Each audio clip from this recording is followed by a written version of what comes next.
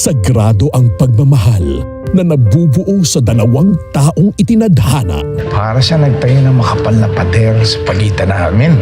Hanap ka kaya muna ng sub. Pero paano kung may makisaling isa pa? Kanino yan? Akin. Makakaya mo bang tiisin na habang buhay kang may kahati sa puso niya? Past is past. Welcome to the family. Sa panibagong henerasyon, bitbit pa rin ang sumpa ng nakaraan. Gia, tell me, do you like David? Oo.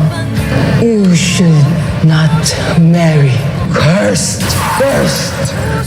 Na ipapasa nga kaya ng ina sa anak ang pag-ibig para sa maling tao?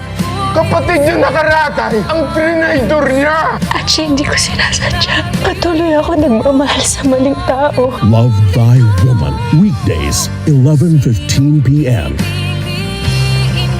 Sa Kapamilya Online Live.